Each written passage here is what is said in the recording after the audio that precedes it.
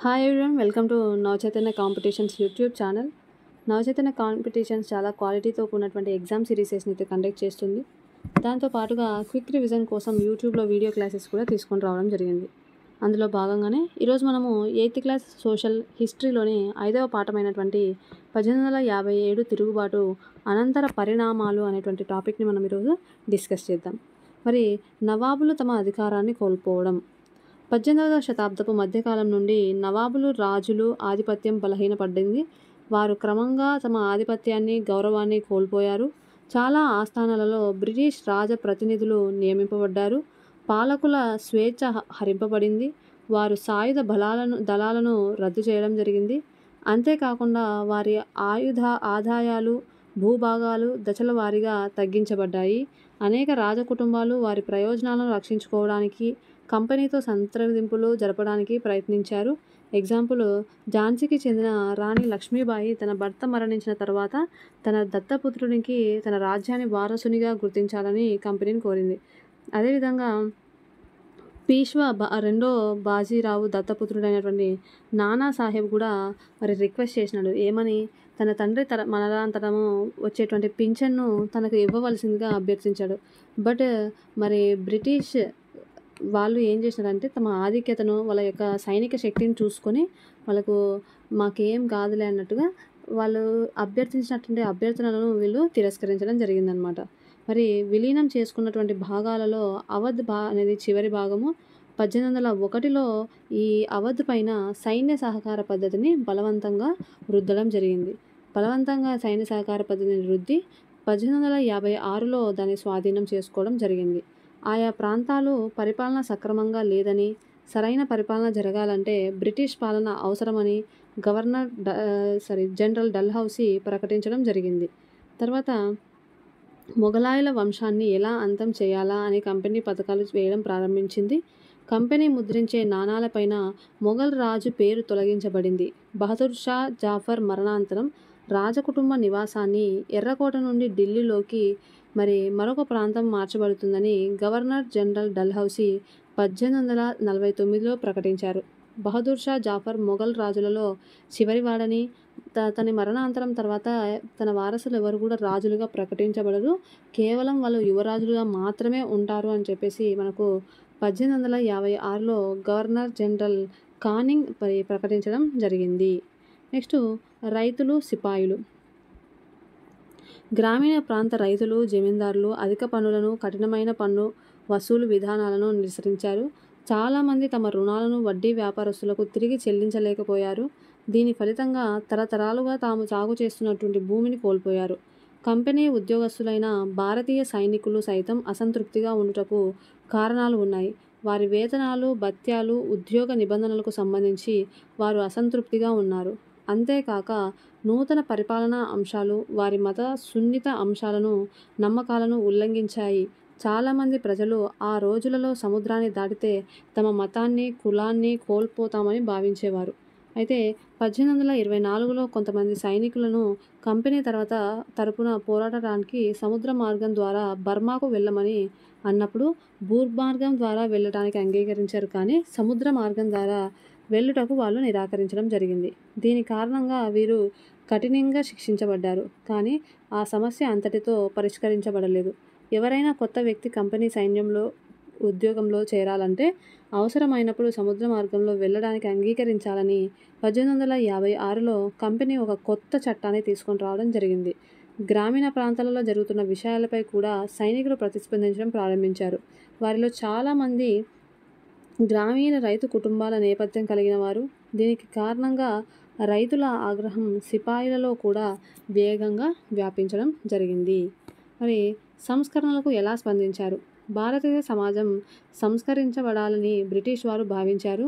సతీ సహగమనాన్ని నిషేధించడంతో పాటు వితంతు వివాహాలను ప్రోత్సహిస్తూ చట్టాలను చేయడం జరిగింది. ఆంగ్ల భాష బోధనను అధికంగా ప్రోత్సహించడం జరిగింది. తర్వాత 1830 తర్వాత క్రైస్తవ మిషనరీలకు భూములను ఆస్తులను కేటాయించి వారి కార్యకలాపాలను నిర్వర్తించడానికి అనుమతించారు. క్రైస్తవ మతంలోకి మారడాన్ని సులభతరం చేస్తూ 1850లో ఒక కొత్త చట్టాన్ని కూడా తీసుకొని రావడం జరిగింది. ఆ చట్టం ఏంటంటే క్రైస్తవ మతంలోకి మారిన భారతీయులకు తమ పూర్వీకుల నుండి వచ్చిన వారసత్వపు ఆస్తిని పొందే వీలు కల్పించడం జరిగింది. తమ మతాన్ని, తమ మత విశ్వాసాలను, ఆచారాలను బ్రిటిష్ వారు నాశనం చేస్తున్నారనేటువంటి భావన ఎక్కువ మంది భారతీయులలో మొదలైంది. అయితే ఆనాటి సమాజంలో ఉన్న దురాచారాలను రూపుమాపాలనుకునే భారతీయులు కూడా ఉన్నారు. మరి ప్రజల దృష్టిలో బ్రిటిష్ పరిపాలన అనేది ఎలా ఉంది చూస్తే మనకు 2 ఆధారాలు అనేవి ఇవ్వడం జరిగింది. మొదటి ఆధారం వచ్చేసి 84 నియమాల జాబితా. మహారాష్ట్రలోని ఒక గ్రామానికి చెందిన బ్రాహ్మణుడు విష్ణుభట్ గాడ్సే రాసిన మజా ప్రవాస్లోని కొన్ని అంశాలు కింద ఇవ్వబడడం జరిగింది. గాడ్సే అతని మావయ్య మధురలో నిర్వహిస్తున్న ఒక యజ్ఞంలో పాల్గొనడానికి బయలుదేరారు. దారిలో వారిని కలిసిన కొంతమంది సైనికులకు ముందుకు వెళ్ళవద్దని, 3 రోజుల్లో ఒక పెద్ద తిరుగుబాటు రాబోతుందని చెప్పారని విష్ణుభట్ తన పుస్తకంలో రాయడం జరిగింది. హిందూ, ముస్లిం మతాలను రూపుమాపాలనే ఉద్దేశంతో బ్రిటిష్ వారు 84 నియమాలతో ఒక జాబితాను తయారు చేసి కలకత్తాలో సమావేశమై రాజులు, యువరాజుల సమావేశంలో ప్రకటించారు. అయితే ఆ రాజులు ఆ నియమాలను పాటించడానికి వ్యతిరేకించడం జరిగిందనమాట. ఈ నియమాలను అమలు చేస్తే పెద్ద ఎత్తున తిరుగుబాటును ఎదుర్కోవాల్సి ఉంటుందని హెచ్చరించి విపరీతమైనటువంటి ఆగ్రహావేశాలతో తమ రాజ్యాలకు తిరిగి వెళ్లారని, వారు తిరుగుబాటుకు ప్రణాళికలు తయారు చేస్తున్నారని ఆ సైనికులు చెప్పడం జరిగింది. తమ మతాన్ని రక్షించుకోవడానికి చేసే తిరుగుబాటుకి తేదీని కూడా నిర్ణయించారని, మీరట్లో ఒక సైనిక శిబిరం నుంచి మిగతా సైనిక శిబిరాలకు కూడా ఆ రహస్య సమాచారాన్ని చేరవేశారని చెప్పారు. మరి ఇది విష్ణుభట్ గాడ్సే మజా ప్రవాస్ 23-24 పేజీల నుంచి తీసుకోవడం జరిగిందనమాట. నెక్స్ట్ రెండవ ఆధారం ప్రతి సైనిక పటాలంలో చెలరేగిన ఉద్వేగం. చూడండి, పాండే 1812లో స్థానిక బెంగాల్ ఆర్మీలో సిపాయిగా నియమించబడ్డాడు. బ్రిటిష్ వారికి 48 సంవత్సరాలు సేవ చేసి 1860లో పదవీ విరమణ చేశాడు. తన కుమారుడు తిరుగుబాటు ఉద్యమంలో పాల్గొని తన కళ్ళ ముందే చంపబడిన ఆ ఉద్యమాన్ని అణిచివేయడంలో బ్రిటిష్ వారికే అనుకూలంగా పనిచేశాడు. పదవీ విరమణ తర్వాత తన అనుభవాలను వ్రాయడానికి కమాండింగ్ అధికారి అయినటువంటి నార్గెట్ పాండేను ఒప్పించారు. అవధీ భాషలో రాసిన ఆ పుస్తక రచన 1861లో పూర్తవడం జరిగింది. దానిని నార్గెట్ ఆంగ్లంలోకి అనువదించడం జరిగింది. సిపాయి నుండి సుబేదార్ వరకు అనే శీర్షికతో ఈ పుస్తకం ప్రచురించబడింది. సీతారాం పాండే రాసిన ఆ పుస్తకంలోని ఒక భాగం అనేది మనకి ఇక్కడ ఇవ్వడం జరిగింది. అవధ్ను బ్రిటిష్ వారు స్వాధీనం చేసుకోవడం వలన సిపాయిలలో అశాంతి నెలకొని ప్రభుత్వానికి వ్యతిరేకంగా కుట్రలు చేయడానికి దోహదం చేసిందని నా ప్రగాఢమైనటువంటి అభిప్రాయం.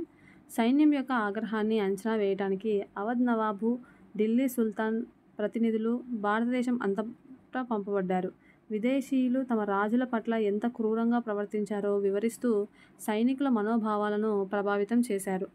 తమ రాజులకు అనుకూలంగా మారటానికి, విదేశీయులకు వ్యతిరేకంగా తిరుగుబాటు చేయడానికి 10,000 అసత్యాలను సృష్టించి వాగ్దానాలతో వాళ్ళని ఒప్పించారు. ఈ తిరుగుబాటు ముఖ్య లక్ష్యం బ్రిటిష్ వారిని ఎదిరించడం, ఢిల్లీ చక్రవర్తిని తిరిగి సింహాసనం ఎక్కించడం. ఈ తిరుగుబాటు కేవలం సిపాయిలు మాత్రమే చేయగలరని, తమ సూచనలకు అనుగుణంగా సైనికులు అందరూ కలిసికట్టుగా పనిచేస్తే ఇది సాధ్యం అవుతుందని సిపాయిలకు చెప్పారు. ఈ సమయంలోనే ప్రభుత్వం వేరు దళాలకు చెందిన సిపాయిలకు తుపాకులను వాడడంలో తర్ఫీదు ఇవ్వడానికి వేరు శిబిరాలకు పంపడం జరిగింది. ఈ తుపాకులలో వాడే తూటాలు ఆవు, పంది కొవ్వుతో తయారు చేయబడ్డాయని వదంతి వ్యాపించే వరకు ఈ శిక్షణ శిబిరాలు బాగానే నడిచాయి. మా శిబిరంలో కొంతమంది సిపాయిలు వేరే శిబిరాలలోని సిపాయిలకు ఉత్తరాలు రాయడంతో మిగతా శిబిరాలలో ఉద్రిక్త వాతావరణం ఏర్పడింది. కొంతమంది సిపాయిలు తమ 40 సంవత్సరాల అనుభవంలో ప్రభుత్వం తమ మతాన్ని కించపరుస్తూ ఎప్పుడూ ఇలా ప్రవర్తించలేదని భావించారు. దానికి తోడు నేను ముందర చెప్పినట్లుగా అవధ్ను ఆక్రమించడంతో సిపాయిలలో ఆగ్రహజాలు రగిలాయి. దీనికోసమే కాచుకొని ఉన్న కొంతమంది వ్యక్తులు తమందరినీ క్రైస్తవ మతంలోకి మార్చాలనే లక్ష్యంతోనే ఈ తూటాలను ప్రభుత్వం ప్రవేశపెట్టిందని, ఈ తూటాలను వాడితే హిందూ, ముస్లిం సిపాయిలు అపవిత్రం అవుతారని నూరిపోశారు. గతంలో ఎప్పుడూ లేని ఉద్రిక్త వాతావరణం ఏర్పడిందని, గతంలో లాగానే అది సమసిపోతుందని భావించిన మా కల్నల్ సాహెబ్ నన్ను ఇంటికి వెళ్ళమని సూచించాడు అని చెప్పేసి మనకు ఇవ్వడం జరిగింది. నెక్స్ట్ సిపాయిల ఉద్యమం ఒక ప్రముఖ తిరుగుబాటుగా మారింది. పాలకులు, పాలితుల మధ్య పోరాటాలు సర్వసాధారణమే అయినా కొన్ని పోరాటాలు ప్రభుత్వాలను కూలదోయగలిగినంత అసాధారణ ప్రతిఘటనలుగా విస్తృతం అవుతాయి. 1857లో భారతదేశ ఉత్తర భూభాగంలో ఇలాంటి సంఘటన జరిగింది.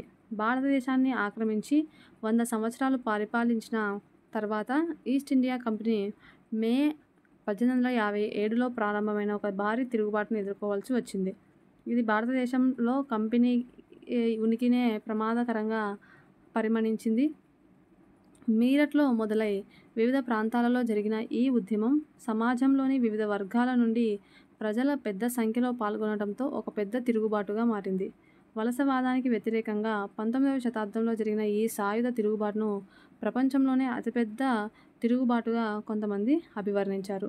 తిరుగుబాటు వచ్చేసి మనకు సైన్యంలో సైనికులు వారి అధికారులను ఆజ్ఞలను తిరస్కరించడం. 1857 జూలై 3 సాయంత్రం బరేలీ నుంచి వచ్చిన 300 మంది తిరుగుబాటుదారులు యమునా నదిని దాటి బ్రిటిష్ అశ్విక దళ కేంద్రంపై దాడి చేశారు. ఈ దాడి తెల్లవారే వరకు కొనసాగింది.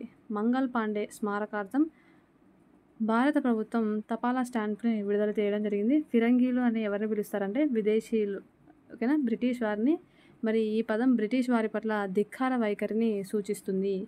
నెక్స్ట్, మీరట్ నుంచి ఢిల్లీ వరకు బారక్పూర్లో తమ సైనిక అధికారిపై దాడి చేసేందుకు మంగల్ పాండే అనే ఒక యువ సైనికుడిని ఏప్రిల్ 8, 1857న ఉరితీయడం జరిగింది. కొన్ని రోజుల తర్వాత మీరట్ శిబిరంలోని కొంతమంది సైనికులు కొత్త రకం తూటాలను ఉపయోగించి సైనిక కవాతులో పాల్గొనడానికి వ్యతిరేకించారు. ఎందుకంటే ఆ కొత్త తూటాలపై ఆవు కొవ్వు, పంది కొవ్వు పూసినట్లు వారు అభిమానించారు. అవి తమ అధికారుల ఆజ్ఞలను వ్యతిరేకించినందుకు 85 మంది సిపాయిలను ఉద్యోగం నుంచి తొలగించి 10 సంవత్సరాల జైలు శిక్షను విధించారు. ఈ సంఘటన మే 9, 1857లో జరిగింది. ఈ సంఘటనకు మీరట్లో మిగతా భారతీయ సైనికులు చాలా తీవ్రంగా స్పందించారు.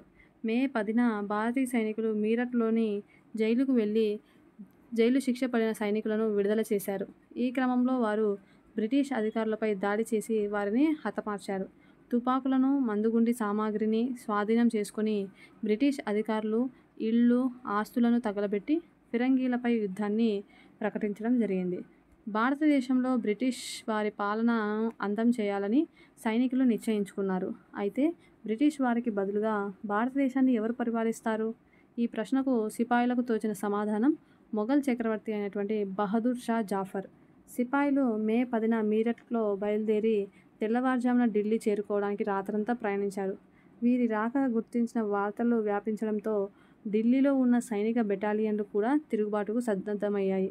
ఇక్కడ కూడా బ్రిటిష్ ఆఫీసర్లు చంపబడ్డారు. ఆయుధాలు, మందుగుండు సామాగ్రిని స్వాధీనం చేసుకొని భవనాలను తగులబెట్టారు. సైనికులు విజయోత్సాహంతో బాధను కలవడానికి ఎర్రకోట చుట్టూ గుమిగూడారు. అయితే చక్రవర్తి శక్తివంతమైన బ్రిటిష్ సామ్రాజ్యానికి ఎదురు నిలబడటానికి సుముఖత చూపలేదు. అయితే సైనికులు పట్టుదల వదలక బలవంతంగా రాజభవనంలోకి ప్రవేశించి బహదూర్ షా జాఫర్ను తమ నాయకుడిగా ప్రకటించారు. వయసు పైబడ్డ బహదూర్ షా తన అభ్యర్థనను అంగీకరించాల్సి వచ్చింది. భారతీయ రాష్ట్రాల సమాఖ్యను ఏర్పాటు చేసి బ్రిటిష్ వారితో పోరాడదామని భారతదేశంలోని పాలకులకు, ముఖ్యులకు లేఖలు రాశాడు. బహదూర్ షా చేసిన ఈ చిన్న పని తర్వాత ఒక గొప్ప చిక్కులకు తెచ్చిపెట్టింది. మొఘల్ రాజవంశం భారతదేశంలోని విశాల భూభాగాన్ని పరిపాలించింది. మొఘల్ పాలకుల తరపున సామంతులు, అధిపతులు దేశంలోని వివిధ ప్రాంతాలను నియంత్రించారు. అయితే వారు బ్రిటిష్ సామ్రాజ్య విస్తరణకు భయపడి మొఘల్ చక్రవర్తి తిరిగి అధికారంలోకి వస్తే చక్రవర్తి నీడలో తాము కూడా తమ భూభాగాల్ని తిరిగి పరిపాలించవచ్చని భావించారు. ఇలా జరుగుతుందని బ్రిటిష్ వాళ్ళు ఊహించలేదు. తూటాల వల్ల వచ్చిన సమస్య సమసిపోతుందని వారు భావించారు. తిరుగుబాటుదారులను సమర్థిస్తూ బహదూర్ షా జాఫర్ తీసుకున్న నిర్ణయం ఈ పరిస్థితిని నాటకీయంగా మార్చింది. ప్రజలకు ఎప్పుడైతే ప్రత్యామ్నాయ మార్గాలు లభిస్తాయో వారు దాని నుంచి ప్రేరణ, ఉత్సాహాన్ని పొందుతారు. వారికి ఇది ధైర్యాన్ని, ఆశను, విశ్వాసాన్ని కల్పిస్తుంది. నెక్స్ట్, ఉద్యమ విస్తరణ. ఢిల్లీ నుండి బ్రిటిష్ వారిని తరిమి కొట్టిన తర్వాత ఒక వారం పాటు ఎలాంటి తిరుగుబాటు లేదు. ఈ వార్త అందరికీ చేరటానికి దాదాపు ఒక వారం పట్టింది. అప్పుడు చిన్న చిన్న తిరుగుబాట్లు అనేవి మొదలయ్యాయి. ఒక బెటాలియన్ తర్వాత మరొక బెటాలియన్ తిరుగుబాటు చేసి చివరకు ఢిల్లీ, కాన్పూర్, లక్నో వంటి ముఖ్యమైనటువంటి కేంద్రాలలో ఉన్న బెటాలియన్లతో కలిశాయి. సైనికుల తర్వాత పట్టణ, గ్రామీణ ప్రజలు కూడా తిరుగుబాటులో పాల్గొన్నారు. తమ ఆధిపత్యాన్ని నిలుపుకోవడానికి సిద్ధమైన స్థానిక నాయకులు, జమీందారులు, ముఖ్యులతో కలిసి పోరాడటానికి సిద్ధమయ్యారు. కాన్పూర్ దగ్గరలో నివసిస్తున్న దివంగత పీష్వా బాజీరావు దత్తపుత్రుడు నానాసాహెబ్ సాయుధ బలగాలను సమీకరించి కాన్పూర్లో ఉన్నటువంటి బ్రిటిష్ దళాలను అక్కడి నుంచి వెళ్ళగొట్టాడు. తనను తాను పీష్వాగా ప్రకటించుకున్నాడు. చక్రవర్తి బహదూర్ షా జాఫర్ అజమాయిషీలో పనిచేసే గవర్నర్ తనని తాను ప్రకటించుకున్నాడు. లక్నోలో పదవీచ్యుతుడైనటువంటి నవాబ్ వాజిద్ అలీషా కుమారుడైన బిర్జిస్ కాదిర్ నవాబ్గా ప్రకటించుకున్నాడు. ఇతను కూడా బహదూర్ షా జాఫర్ యొక్క ఆధిపత్యాన్ని అంగీకరించాడు. ఇతని తల్లి ఎవరు? కాదిర్ నవాబ్ యొక్క తల్లి బేగం హజ్రత్ మహల్ బ్రిటిష్ వారికి వ్యతిరేకంగా చెలరేగిన తిరుగుబాటులో చురుకైన పాత్ర పోషించారు. ఝాన్సీలో రాణి లక్ష్మీబాయి తిరుగుబాటు సిపాయిలను కూడగట్టుకొని నానాసాహెబ్ జనరల్ అయినటువంటి తాంతియా తోపేతో కలిసి బ్రిటిష్ వారితో పోరాడింది. అదేవిధంగా మధ్యప్రదేశ్లోని మాండ్లా ప్రాంతంలోని రామ్గఢ్కు చెందిన రాణి అవంతిబాయి లోధి తమ రాజ్యాన్ని స్వాధీనం చేసుకున్న బ్రిటిష్ వారితో తాను సిద్ధం చేసుకున్న 4000 సైన్యంతో పోరాడడం జరిగింది. నెక్స్ట్, బ్రిటిష్ వారి కంటే తిరుగుబాటు సైన్యమే ఎక్కువగా ఉంది. అనేక యుద్ధాలలో బ్రిటిష్ వారు ఓడిపోయారు. బ్రిటిష్ పాలన అంతం కావడం మంచికేనని ప్రజలు భావించారు. ఉద్యమంలోకి దూకడానికి, తిరుగుబాటుదారులతో కలవడానికి వారికి నమ్మకం కలిగింది. ముఖ్యంగా అవధ్ ప్రాంతంలో ప్రజా తిరుగుబాటు విస్తృతంగా మారింది. 1857 ఆగస్టు 6న లెఫ్టినెంట్ కల్నల్ టైట్లర్ తన కమాండర్ ఇన్ చీఫ్కు పంపిన టెలిగ్రామ్ బ్రిటిష్ వారిలోని భయాన్ని వ్యక్తం చేస్తుంది. ఏమని పంపించినారంటే, మనకు వ్యతిరేకంగా ఉన్న వారి సంఖ్య, వారి నిరంతర పోరాటాన్ని చూసి మన వారు భయభ్రాంతులు అవుతున్నారు. ప్రతి గ్రామం మనల్ని వ్యతిరేకిస్తుంది. జమీందారులు కూడా మనకు వ్యతిరేకంగా తిరగబడ్డారు అని చెప్పేసి. కొత్తగా చాలామంది నాయకులు తిరుగుబాటులోకి వచ్చారు. ఫైజాబాద్కు చెందిన మౌల్వీ అహ్మదుల్లా షా బ్రిటిష్ పాలనలో త్వరలో అంతం కానున్నదని జోస్యం చెప్పారు. ప్రజల నాడిని తెలుసుకుని భారీ సంఖ్యలో మద్దతుదారులను కూడగట్టాడు. బ్రిటిష్ వారితో పోరాటానికి లక్నో రావడం జరిగింది. తర్వాత ఢిల్లీలో భారీ సంఖ్యలో ఫాజీలు లేదా మత యోధులు తెల్ల జాతి వారిని తుడిచిపెట్టేందుకు ఏకమయ్యారు. బరేలీకి చెందిన బక్తా ఖాన్ అనేటువంటి సైనికుడు ఢిల్లీ చేరిన సమర యోధులకు నాయకత్వం వహించాడు. అతని తిరుగుబాటులో ఒక కీలక నాయకుడిగా ఎదిగాడు. బీహార్కి చెందిన మాజీ జమీందార్ కున్వర్ సింగ్ తిరుగుబాటు సిపాయిలతో కలిసి బ్రిటిష్ వారితో చాలా నెలలు పోరాడాడు. దేశం నలుమూలల నుంచి నాయకులు, యోధుల ఈ పోరాటంలో పాలు పంచుకున్నారు. నెక్స్ట్, తిరుగుబాటు అణచివేత. సలీంగఢ్ కోట, ఢిల్లీ తిరుగుబాటు స్థాయిని చూసి కలవరపడిన తన సర్వశక్తులను ఉపయోగించి తిరుగుబాటును అణచివేయాలని కంపెనీ నిర్ణయించుకుంది. ఇంగ్లాండ్ నుంచి బలగాలను తెచ్చుకుంది. తిరుగుబాటుదారులను సులభంగా శిక్షించడానికి కావలసిన కొత్త చట్టాలను చేసింది. బ్రిటిష్ సైన్యం తిరుగుబాటుదారుల ప్రధాన స్థావరాల వైపు కదిలింది. 1857 సెప్టెంబర్లో ఢిల్లీని తిరుగుబాటుదారుల నుంచి తిరిగి స్వాధీనం చేసుకుంది. చివరి మొఘల్ చక్రవర్తి అయినటువంటి బహదూర్ షా జాఫర్ను కోర్టులో విచారించి జీవిత ఖైదును అతనికి విధించడం జరిగిందనమాట. అక్టోబర్ 1858లో చక్రవర్తి ఆయన భార్య బేగం జినత్ మహల్ను రంగూన్లోకి జైల్లోకి పంపారు. బహదూర్ షా జాఫర్ రంగూన్ జైలులో నవంబర్ 1862లో మరణించడం జరిగింది. ఢిల్లీని స్వాధీనం చేసుకున్నారు అంటే ఆ తర్వాత తిరుగుబాటు ముగిసిపోయిందని కాదు. ప్రజలు బ్రిటిష్ వారిని ప్రతిఘటించడం, వారితో యుద్ధాలు చేయడం కొనసాగిస్తూనే ఉన్నారు. ఈ ప్రజా తిరుగుబాటులో పాల్గొన్న భారీ దళాలను అణచడానికి బ్రిటిష్ వారు 2 సంవత్సరాలు పోరాడవలసి వచ్చింది. 1858లో లక్నో స్వాధీనం చేసుకున్నారు. తర్వాత రాణి లక్ష్మీబాయిని జూన్ 1858లో ఓడించి చంపేశారు. అదేవిధంగా రాణి అవంతిబాయికి కూడా ఇలాంటి పరిస్థితే ఎదురైంది. బ్రిటిష్ సేనలు భేరీలో విజయం సాధించి ఆమెను చుట్టుముట్టినప్పుడు మరణాన్ని స్వీకరించాలని ఆమెను భావించారు. తాంతియా తోపే తప్పించుకొని మధ్య భారతంలోని అడవులకు వెళ్ళిపోయాడు. అనేక మంది గిరిజన రైతు నాయకుల మద్దతుతో గెరిల్లా యుద్ధాన్ని కొనసాగించాడు. అతనిని పట్టుకొని విచారించి ఏప్రిల్ 1859లో అతన్ని చంపడం జరిగింది. విజయాలు ఎలాగైతే తిరుగుబాటును ప్రోత్సహించాయో, పరాజయాలు తిరుగుబాటు నుండి వెనుకకు తిరగడానికి కారణమయ్యాయి. బ్రిటిష్ వారు కూడా ప్రజల నమ్మకాన్ని పొందేందుకు శాయశక్తులా కృషి చేశారు. తమపై విశ్వాసాన్ని ఉంచిన భూస్వాములకు బహుమతులు, వారి భూములపై వారికి ఉన్న సంప్రదాయ హక్కులను కొనసాగించుకునే వీలు కల్పిస్తామని ప్రకటించారు. ఢిల్లీలోని కోటలను ముట్టడించిన తిరుగుబాటుదారులను చెదరగొట్టడం కష్టమని బ్రిటిష్ వారు భావించారు. 1857లో సెప్టెంబర్ 3న 7 మైళ్ళ పొడవున్న కవాతుతో బండ్ల ఫిరంగులను, మందుగుండు సామాగ్రిని ఏనుగులతో లాగించడం జరిగింది. బ్రిటిష్ దళాలు ఢిల్లీలోకి ప్రవేశించగానే కాశ్మీర్ గేటును పేల్చివేశారు. కాన్పూర్ సమీపంలో తిరుగుబాటుదారులను బ్రిటిష్ సైన్యం బంధించారు. తిరుగుబాటుదారులు బ్రిటిష్ వారికి లొంగిపోతే, ఏ తెల్ల జాతీయుడిని చంపియుండకపోతే వారిపై ఎలాంటి చర్యలు తీసుకోబోమని, భూమిపై వారికి ఉన్న హక్కులు, అధికారాన్ని నిరాకరించమని బ్రిటిష్ వారు హామీ ఇచ్చారు. అయినప్పటికీ వందలాది మంది సిపాయిలు తిరుగుబాటుదారులను, నవాబులను, రాజులను విచారించి మరీ ఉరితీయడం జరిగింది. తదనంతర పరిణామాలు. బ్రిటిష్ వారు 1859 చివరి నాటికి భారతదేశంపై నియంత్రణను సాధించగలిగారు. కానీ వారు తమ పాత విధానాలతో భారతదేశం పరిపాలన కొనసాగించలేకపోయారు. బ్రిటిష్ వారు ప్రవేశపెట్టిన ముఖ్యమైన మార్పులు ఏవేవి అంటే, 1859లో బ్రిటిష్ పార్లమెంట్ ఒక కొత్త చట్టాన్ని చేసింది. ఏమని అంటే, భారతదేశ వ్యవహారాలను మరింత సమర్థవంతంగా నిర్వహించడానికి ఈస్ట్ ఇండియా కంపెనీ అధికారాలను ఈ చట్టం బ్రిటిష్ ప్రభుత్వానికి బదిలీ చేసింది. బ్రిటిష్ మంత్రివర్గంలోని ఒక మంత్రిని భారతదేశ వ్యవహారాల మంత్రిగా ఒక పరిపాలనా శాఖ కేటాయించి అతనిని భారతదేశపు పరిపాలనకు బాధ్యుడిని చేయడం జరిగింది. నెక్స్ట్, అతనికి సలహాలు ఇవ్వడానికి ఒక కార్యవర్గాన్ని ఏర్పాటు చేశారు. దాన్ని ఇండియా కౌన్సిల్ అని పిలిచారు. భారతదేశపు గవర్నర్ జనరల్ ఇక నుండి వైస్రాయ్ అని పిలువబడతాడు. వైస్రాయ్ అంటే బ్రిటిష్ వారిచే నియమించబడినటువంటి ప్రతినిధి. ఈ విధానాల ద్వారా బ్రిటిష్ ప్రభుత్వం భారతదేశాన్ని పాలించే ప్రత్యక్ష బాధ్యతను తీసుకోవడం జరిగింది. స్వదేశీ రాజుల భూభాగం భవిష్యత్తులో ఎప్పటికీ విలీనం చేయమనేటువంటి హామీ వారికి ఇచ్చింది.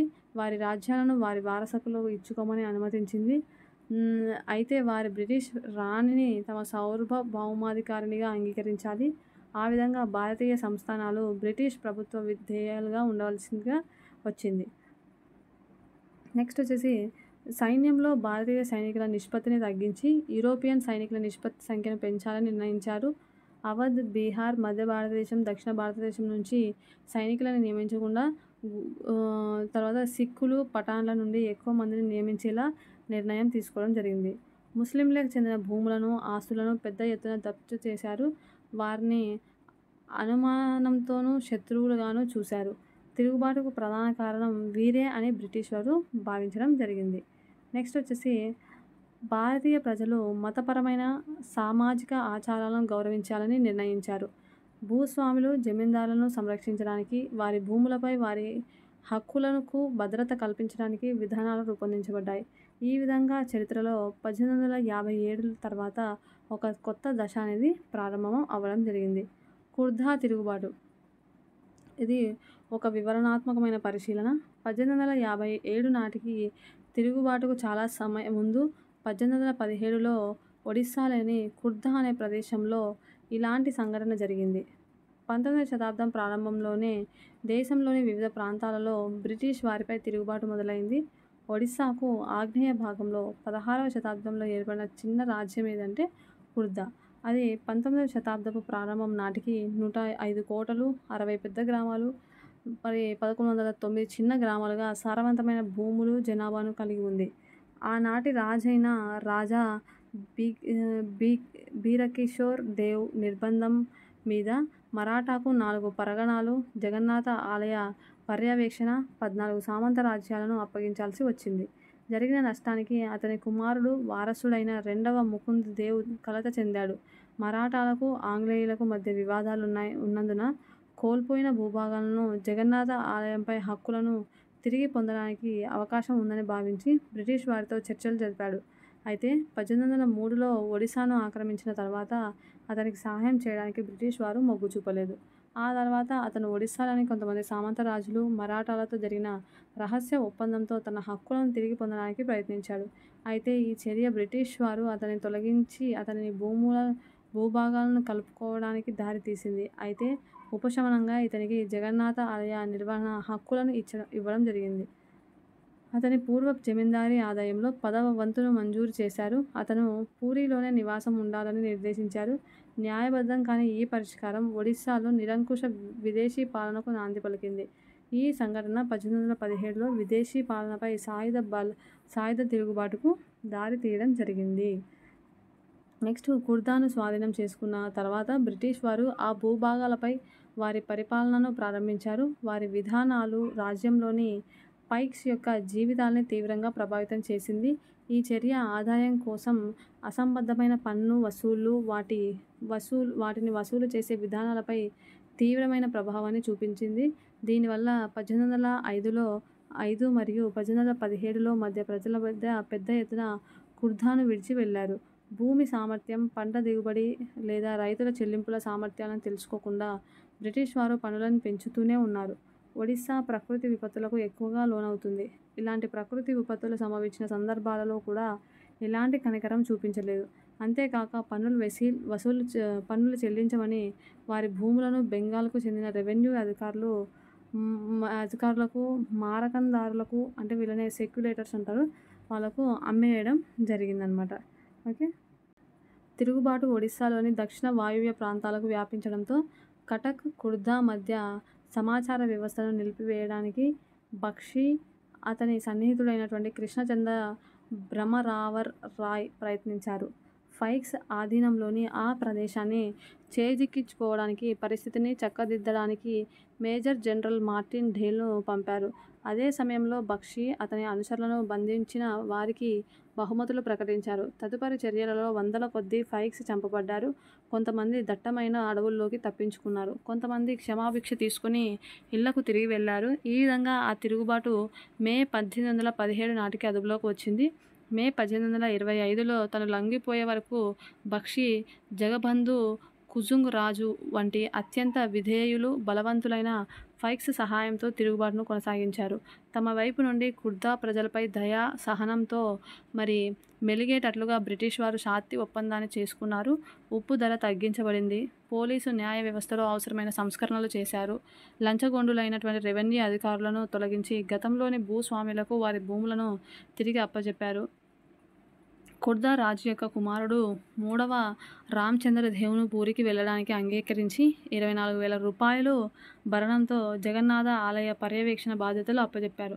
మొత్తానికి ఇది ఒడిశాలో మొట్టమొదటి బ్రిటిష్ వారికి వ్యతిరేకంగా జరిగిన ప్రముఖ సాయుధ తిరుగుబాటుగా చెప్పవచ్చు. దేశంలోని ఈ ప్రాంతంలో జరిగిన తిరుగుబాటు తర్వాతి కాలంలో ఆ ప్రాంతంలో బ్రిటిష్ పరిపాలనపై ప్రభావాన్ని చూపించింది. ఈ తిరుగుబాటును కేవలం పైక్స్ తిరుగుబాటు అనడం చాలా తక్కువ చేసి చూపడమే. శాంతిని కాంక్షించే స్వర్గం లాంటి రాజ్యం కోసం 1857లో భారతదేశంలో తిరుగుబాటు జరుగుతున్న సమయంలో చైనాలోని దక్షిణ ప్రాంతంలో కూడా భారీ ప్రజా తిరుగుబాటు చెలరేగింది. ఈ తిరుగుబాటు 1850 సంవత్సరంలో ప్రారంభమై 1860 మధ్య నాటికి అణచివేయబడింది.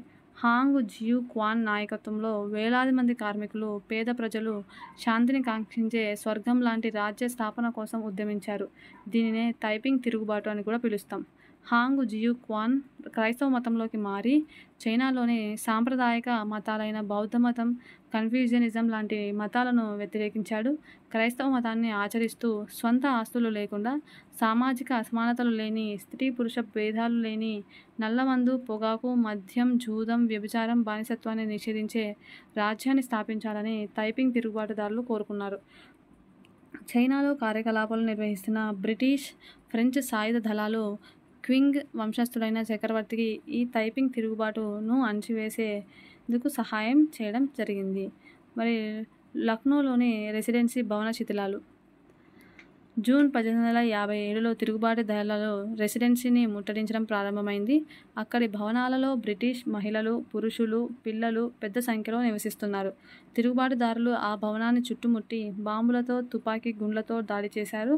అవధ్ ప్రధాన కమిషనర్ హెన్రీ లారెన్స్ మనకి కనిపిస్తున్న ఈ భవన గదులలో ఒకదానిలో తుపాకీ గుండుతో చంపబడ్డారు. మరి ఇది ఇవాల్టి వీడియోలో ఉన్నటువంటి ఇంపార్టెంట్ అంశాలు. మళ్ళీ రేపటి వీడియోలో మరొక అంశంతో మీ ముందుంటాను. అంతవరకు సెలవు. మరి ఈ వీడియో కనుక మీకు నచ్చినట్టయితే లైక్ చేయండి, షేర్ చేయండి. ఏమైనా డౌట్స్ ఉంటే కామెంట్ బాక్స్లో తెలియజేస్తూ సబ్స్క్రైబ్ చేసుకోవాల్సిందిగా మనస్ఫూర్తిగా కోరుకుంటున్నాను. Thank you so much and have a nice day.